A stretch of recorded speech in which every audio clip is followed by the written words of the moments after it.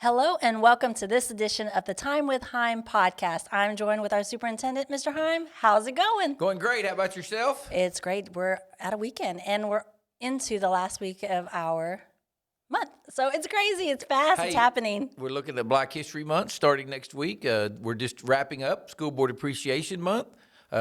Always things going on. Give a special shout out to our school board for how awesome they are, and they've been great this year. A lot of things. I mean, obviously they hired me this year, so I got to really give them a shout out. But I appreciate the support they've had. We quickly moved into it wasn't a lot, but a bonus for our teachers and staff, and the board jumped on that. And there's been a lot of things we've moved forward with, sound systems and things, and they've been 100% behind us and supported us along the way. And so shout out to our school board. If you see them, appreciate them, because that job pays $0. That's right. And we have a special video at the end of our podcast on behalf of our students and staff. So make sure you stay to the end of the podcast to see that video. Anything else that you want to give a shout out to? Well, I know they're working really hard for $0, but they're doing a good job, and we welcomed a new member last month, or this month, matter of fact. Yep, his first board meeting, Mr. Scott, and we're glad to have him on board. And as we said, rolling into next month, February is Black History Month. Be sure and watch for some of the festivities. Dr. Deloach does a really good job of planning and organizing those events for us, and we're excited about some of the things we have going on there. It is different in a COVID world where we can't have face-to-face meetings and in that virtual world, but we've done a good job, you and your team, working with her and others to put some things together to recognize the MLK Day, our school board members, and now rolling into Black History Month. So stay tuned. That's right. And now we're going to go into our COVID summary. And what new information would you like to share with our families? Well, people have challenged us along the way. You're not really looking, and this will be the second week that we've had a school that it happened to be Lawton Eisenhower High School both times, where either adults or students, we had a spike, and although it wasn't a huge spike, it was enough that we felt that a virtual day was warranted, and so that lets people know we are watching. We know face to face and providing some of the things we provide, social emotional learning, and some of those things are important. But we've had a couple Fridays now where we felt like that particular site would be better off virtual. And as we continue to monitor the numbers, hopefully the vaccine moves forward faster than the virus. You can see that a little bit. Maybe it's kind of leveling out. And if that happens, hopefully we start to a better trend, and we don't worry as much as we head to spring and we have activities and such, and we don't worry about so much about shutting down schools. And share about the, COVID vaccine for our sites. We are still working on that with our health department. Yes, and our health department, their challenge is the week of February 8th to make sure that they provide vaccines to cover all of our faculty and staff who are 65 or over.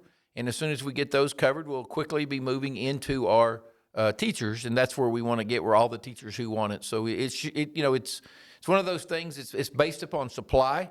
If our health department had the supply tomorrow, they would start with all of our teachers tomorrow. But until they got to get through the 65-year-olds. So, but it looks like we're going to do anybody on our faculty or staff who has not been vaccinated and wants to, if they'll get with their principal or their supervisor, we're creating a list, and we'll probably create a pod. And as long as the health department, Brandy, gets the vaccines that she's promised, she'll have enough that our nurses and their staff can come work that pod and finish off the rest of, finish vaccinating the first round for our employees 65 and over.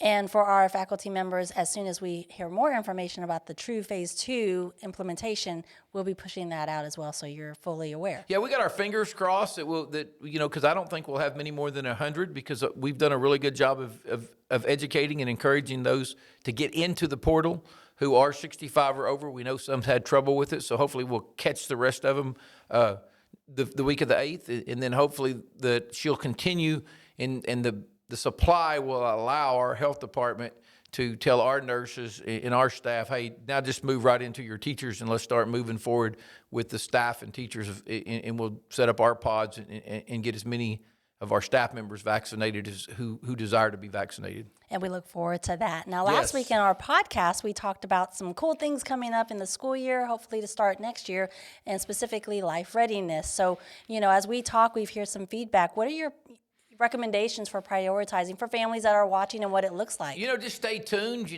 because it's one of those things where you always say, okay, are we going too fast? Are we going too slow? But we've had this conversation in our executive meetings and our leadership teams, and even with our principals.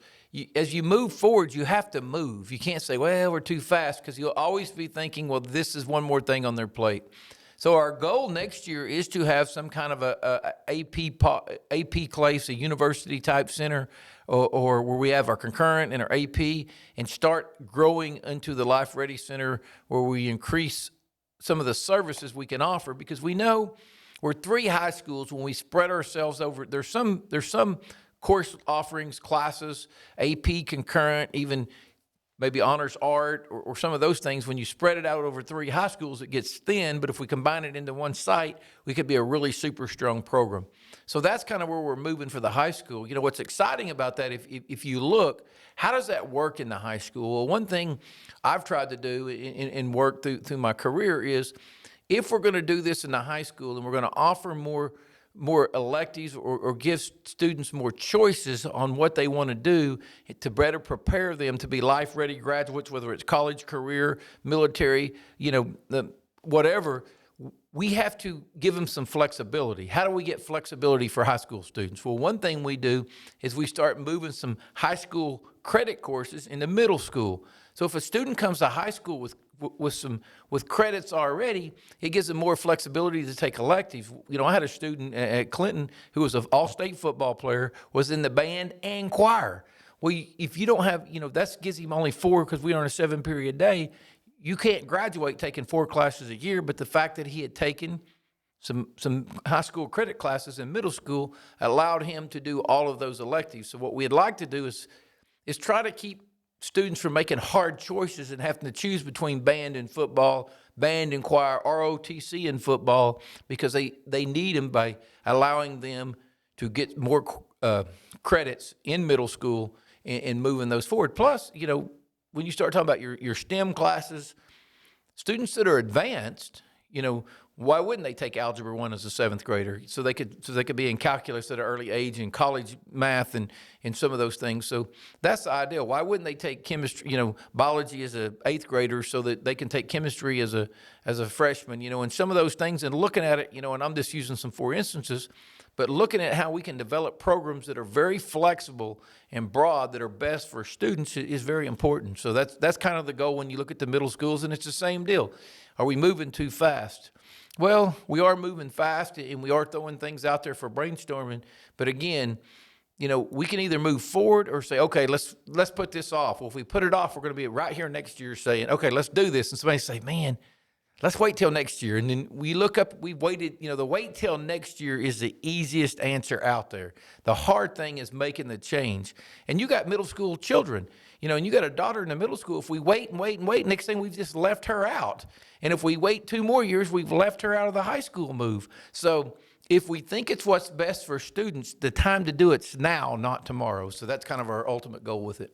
Well, and I like that we've talked about, if our middle school students are taking the high school courses, when they get to the high school and then they want to move to their career path, whether that's concurrent enrollment, they have college credit, and potentially we've seen where we could have a high school student graduate with their bachelor's degree if they do, their if their associate's pathway. degree. Well, their associate's degree, Yes. but if we have some that are really advanced and they're already working with modern Yes. states and doing things like that on the back end, that they could, not everyone would have that opportunity, but Yes. there have been that rare case where they've had a bachelor's degree by the time they graduated, but definitely the associates. Yeah, and that's the plan. And the other plan you get is, if you create that flexibility in middle school, when your child gets in high school, when you say career path, you could actually take concurrent classes and a career tech class. So you're not picking, because you can take both choices, because you have flexibility.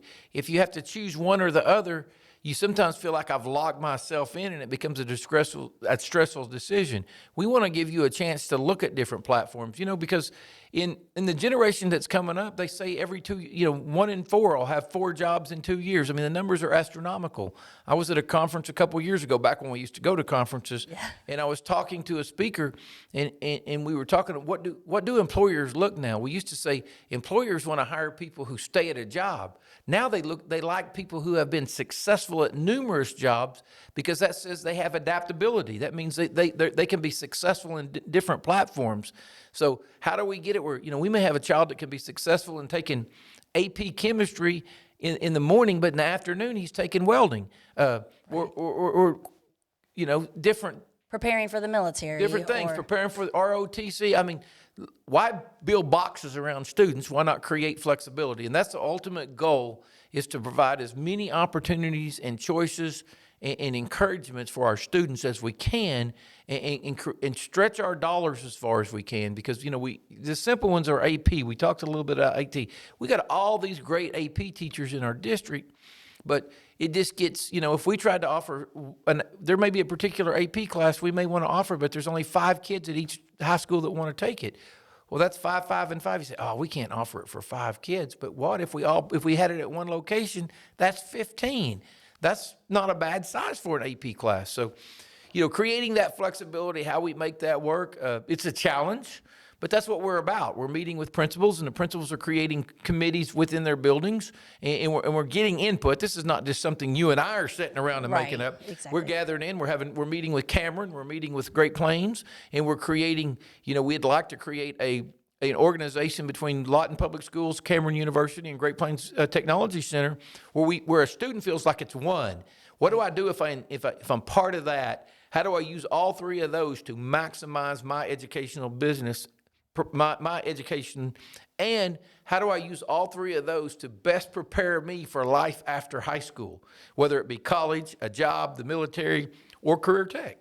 And, I know with our Great Plains Technology Center, we have kids going there, same thing with Cameron. So the collaboration is already there. Just putting it and taking it to the next level is exciting to watch. Yes, the collaboration is there, but we're almost 3 single entities. Correct. Now. We want to become, instead of being 3 people all together, we just want to become one. We want it where people see us as one. This is one unit, and you work together, and we share responsibilities, and we spread again, it's taxpayer dollars meant for kids. How do we stretch it as far as we can? And that's the ultimate goal.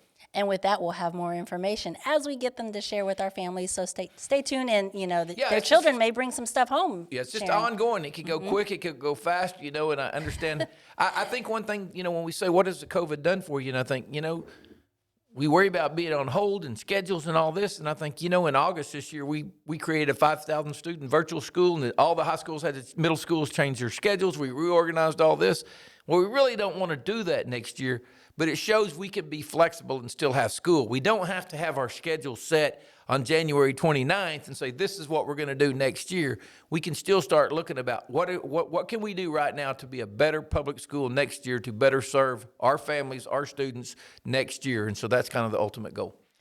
It's happening, so I'm excited to share more when they come about. Now, let's talk about just some shout-outs that you have. I do want to make our families be aware, for those that travel on the west side, EMS is getting ready to have more construction as they prepare to... Yes, they're working on EMS, and like she said, on the road, on the west side. We've been working on that. As you know, the traffic around the new EMS has been difficult because they hadn't finished the parking area and the student drop-off and pickup. That's about to get finished. They're going to open that lane back up, so there's going to be quite a bit there. That they act like they can get it done in 2 weeks. Now, this whole building was supposed to be done on April 30th, so I don't hold your breath that they're going to get it done in 2 weeks, because they're almost a year behind now. And I always laugh because they always say, well, the COVID. I said, well, you're supposed to be done April 30th. That was just a month after the COVID. I mean, you weren't going to finish without the COVID, but that's just part of construction. Anyone who's built a house or had anything built know that delays do happen, but they think it'll be a 2-week thing. So be careful around there, as you know, because that's going to be great. So we're excited about that. We're still working on some of our fencing projects with our makeovers, and that's growing. So, be on the watch out and see what schools, how we're improving them. We're working, we're going to move forward with Pioneer Park and do some fencing out there, and Lincoln still has a lot to be done. So. And grants, if you follow our social media pages, you'll start seeing teachers receiving their grant money from the Lawton Public School Foundation. The Lawton Public School Foundation has been so great. Not only that, they gave us money. If you'll remember, just to shout out to them, and this is the time of the year. One of my first big events in Lawton last year was the Lawton Public Schools Diamonds for I can't. It was that annual dinner. Yes. And it was so awesome, and how great the foundation is. Since I've been here, they paid money for to make sure our students could take concurrent free, to help with books and tuition and some of those things, to help fund that. I know our teachers have got grants. We got a $50,000 grant for them for STEM, for our makerspace, and numerous other things they do. So they're selling cookbooks right now. Jump out there and get the coins cookbooks. for change, the change challenge. The change challenge. That's so if right. you got extra change, stop by, send your student with change to throw in the bucket. So they're doing a lot of things for our district. It's so exciting to have that support, because that even shouts out, because we also have Jet Force, which is through the Chamber of Commerce, but it's a group of citizens and district leaders teaming up to try to put together a plan. How do we better sell Lawton Public School? How do we improve Lawton Public Schools? And it kind of rolled into a strategic plan. Exactly. Now, one of the things the district talked about when I got here was creating a strategic plan. Well, K-20 Center at Oklahoma Center, University of Oklahoma, which is a research center, they've teamed with the School Board Association to develop strategic plans for schools of all sizes. So we had already talked about bringing them in when we got out of the COVID. So this is all going to tie together. We've already started those talks. They'll come in, and they'll spend months gathering as much input from community members, staff members, everyone they can find that's willing to do a survey, answer some questions, be part of a forum. They're going to gather all the information they can from as many people as they can. They'll take it back to the K-20 Center. They'll run it through all their researchers and try to digest what people are looking at and try to break it into 6 or 7 goal areas. And then they'll bring it back, and we'll create committees for each of those goal areas. Very similar to what the Jet Force is doing. It should really operate very parallel with it and hand in hand. And then we'll develop a 5-year plan as to what do we want Lawton Public Schools to look like in 5 years or 10 years. And that's important to me. And regarding that strategic plan, when they start putting those forums out, that has nothing to do with us. This is third party. They're coming in, they're doing the forums, so the data is raw data that goes to them, and then we get the final report. I've actually been through this process before, and I'll tell you, you don't really see the data until the end. The data, until they've digested the data from the forums and the surveys and all the different areas they've got it from. So you don't really know if the data came from a parent, a student, a teacher, a staff member, or who it came from, which is fine. I mean, if we're all in this together and we want to get better, sometimes you can't put your feelings on your shoulder, because obviously we got to accept the fact we're not perfect. There's some things we can do better, and I try to say that all the time. I've been meeting with a lot of teachers and schools, and one thing I try to reiterate, you guys are doing a great job as educators. My job is to look at what everyone's doing and find the great things and accentuate them, and try to find the things we're not doing as well some areas, but we're doing better at other areas, and try to merge them to make us better. But again, they're the ones doing all the hard work. I get to do podcasts with you and just sit up here and talk. I don't have to deal with 25 kindergartners in a classroom. So and we have amazing educators, support staff. I mean, we have the best. So I can't even brag on them enough. Yeah, and 25 kindergartners in a classroom is a lot of fun for about an hour. It's a lot. So we try not to have that. I love to go there for about 30 minutes to an hour because it's exciting. Then after that, I'm worn out, and I like to be able to you need to go take a nap. Kind of like my grandkids, I can leave. It's the teacher that's got to keep them. So yes, and bless our teachers. Yes, bless they're all our doing teachers. A lot of superstar teachers in this district. So, and staff members and cooks. That's right. How about our bus drivers? Our bus drivers. Have you seen the parking lot in the morning? The bright lights. Oh, it's awesome. They've got it renovated. So I hope our drivers and our monitors and staff down there are enjoying that parking lot and bright lights.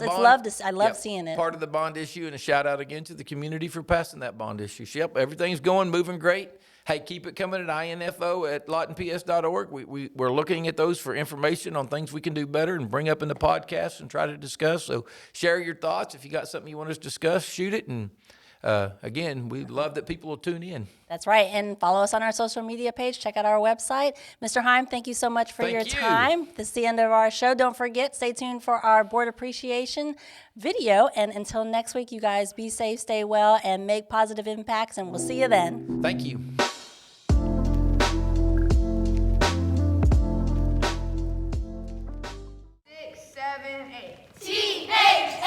8. Ike says thank you. T-H-A-N-K, Ike says thank you. T-H-A-N-K, Ike says thank you. Thank you! On behalf of the students, the faculty, and staff at Crosby Park Elementary, we want to say a huge and heartfelt thank you. Thank you for your hard work and dedication for our students and teachers. We appreciate you. Thank you for always taking care of us. Now we will sing a song to you.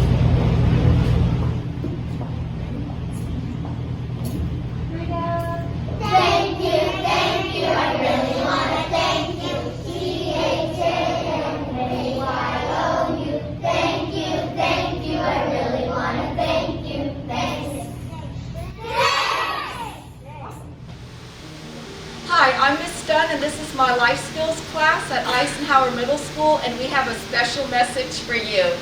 Thank you, Board of Education. We are representing Eisenhower High School, and we would like to say, thank you, Board of Education. Hi, I'm Jennifer Mason, and the secondary virtual team just wants to thank all the Board of Education members for all of your support this year and helping us make things successful for students.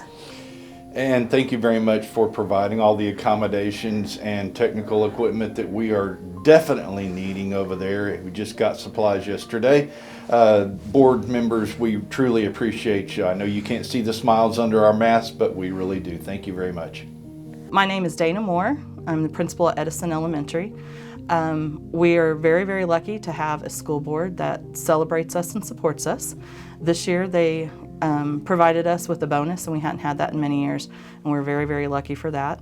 They always seem open and ready to listen with any parent concerns or teacher concerns, and we're glad to have a school board that stands behind us.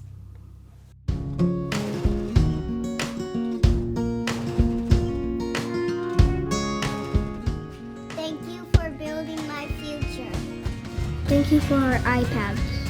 Thank you for keeping me safe. Thank you for being awesome. Thank you for hiring the best teachers to teach me. Thank you for our Chromebooks. Thank you for going the extra mile for us. Thank you for volunteering your time. Thank you for supporting music. Thank you for your leadership. Thank you for caring about us. Thank you. Thank you. Thank you. Thank you. Yeah. Thank you. Thank you. Thank you for your extraordinary dedication to our community and our children. We applaud you for your vision and your willingness to accept the responsibility of preparing today's students to be tomorrow's leaders. Thank you, LPS Board of Education members.